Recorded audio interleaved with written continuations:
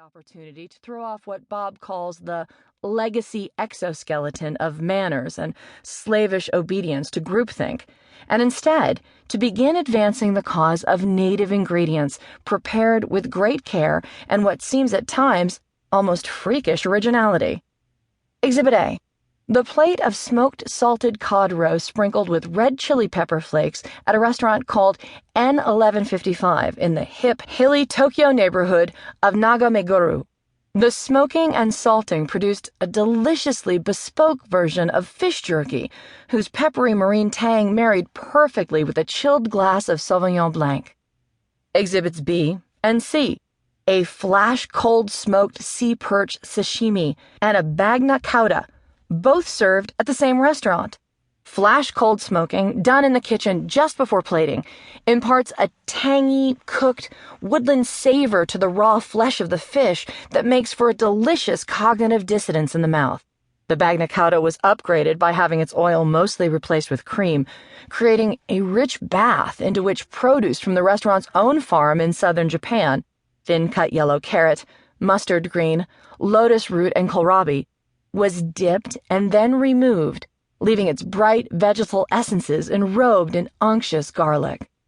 The next day, a few blocks away, it was the turn of a place called Harbor Bar, modeled vaguely on a Venetian wine bar and boasting fish from the Sanriku coast region of northern Japan.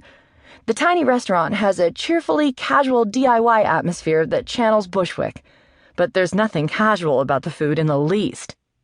The opener was a plate of super fresh scallop sashimi, enlivened with a ginger sauce whose citrus notes gave the dish the feel of a mollusk ceviche. This was followed up by a serving of raw botan shrimp, as large as langoustines, which arrived paired with a spicy remoulade of cured carrots. While we ate, Bob and I continued to catch up. Unusually for a Westerner who has been living long-term in Japan, he's lost none of his youthful enthusiasm and manifests the same manic glee he once did as a jazz-mad, art-crazed undergraduate. "Some people live here and want to be Japanese," he said. "I didn't. Not only is it impossible, but I don't want to be treated the way Japanese treat themselves. I love Japan, but I sell myself as a foreigner who's willing to break the rules and say what's wrong." "And what is wrong?" I asked. Bob, who works in Japan as an industrial designer, rubbed his hand over his shaved skull and said, "Two words define Japanese culture.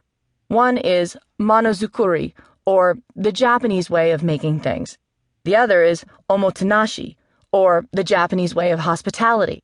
If the country rebuilt itself into such a buff economic specimen after World War II, it did so partly out of its belief in the superiority of both of these things to any other countries.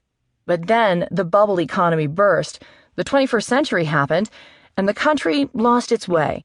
I call it a nationwide case of the rope-a-dope. Whole industrial sectors have fallen asleep. Remember the Walkman? How's that working out for you, Sony?" Before I could answer the rhetorical question, my attention was distracted by the arrival of something called an iwaaki rock oyster. Ah, that oyster. It was the largest bivalve I've ever seen, with a shell approximately the size and shape of my foot.